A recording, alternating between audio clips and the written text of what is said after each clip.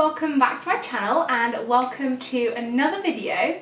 If you're new around here, then my name is Sophie and I upload all content related to health, fitness, lifestyle and well-being. So if that sounds like your kind of thing, then definitely be sure to click on the little red subscribe button down below, as that would mean so much to me if you could do that. As for today's video, I thought we would have a little chat about body confidence, as I did post over on my Instagram what videos you wanted to see. I did get asked if I could do a video based around body confidence, how you get to a point of feeling confident about your body and all that kind of thing. So I thought it'd definitely be a good one to do, as it's something that affects pretty much anyone and everyone. That said, me doing this video doesn't mean that I'm 100% body confident all of the time. Definitely, I mean everyone does have those days where you just feel a bit and you're not always happy with everything, but I'm definitely in a much better position than I ever used to be. And it's definitely one of those things that affects so many people that I think it's important to sort of raise a greater awareness towards it, and also for people to share their stories in order for other people to start to feel more confident about their own bodies and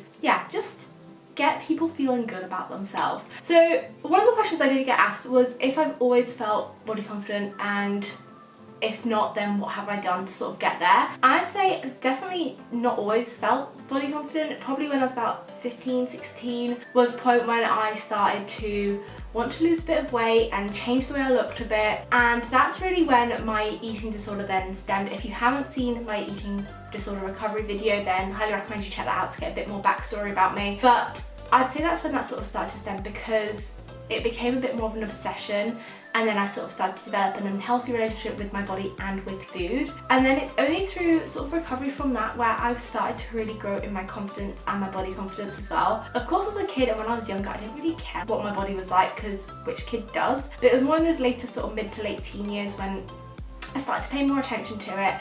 And it's definitely easy to do when you've got so much social media around with people looking a certain way, or the media telling you that you should be looking a certain way as well. But yeah, definitely going through my eating disorder recovery has made me find sort of a new appreciation for my body and all the things it does.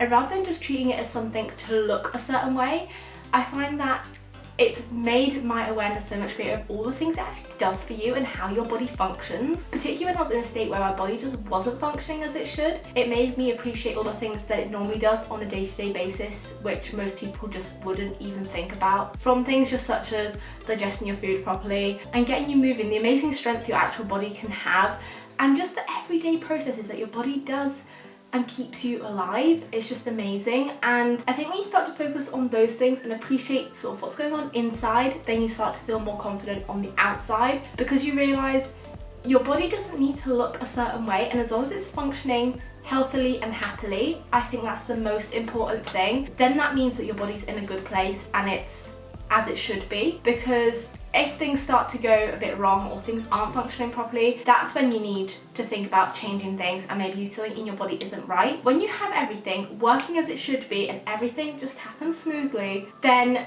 you shouldn't have to be thinking about changing anything about your body, and just start to focus on all the little things that it does and realise, hang on, my body might not look like X person, but it's functioning as it should do and it's doing what it needs to do for me. And that is such a good thing to focus on as well, is just the individuality. Everyone is so different. No matter how hard you try to look like a certain person, you might never even get there, just because it's not genetically possible for you either. So definitely focusing on all the little things really helps, and all the things it does for you on a daily basis, as well as focusing on all the small things that you do like about it. It's so easy to pick up and focus on all the negatives all the time, and they're the things that are going to grab your attention.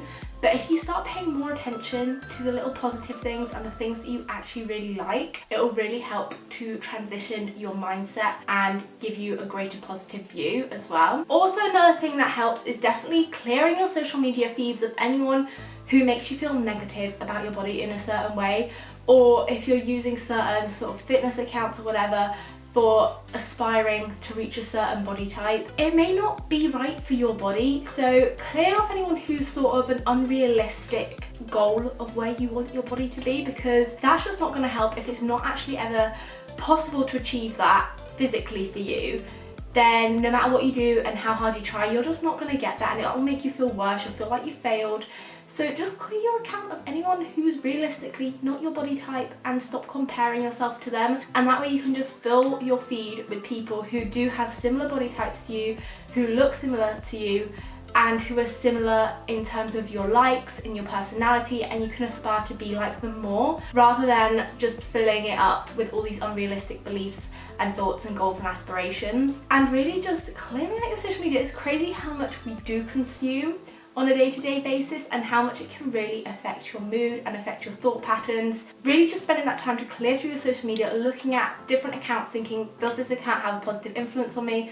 Do they make me feel better about myself? If the answer is no, unfollow them. It's not going to help you in the long term. There's no point filling your life with negativity and things that just don't sit right for you. So yeah, definitely social media plays a big part in it as well. And then I'd also say just finding your own style, finding clothes that look good for you. Again, this comes in with individuality. Everyone is so different. Just finding things that suit your body type and actually show off its best features is a great way as well to boost your confidence.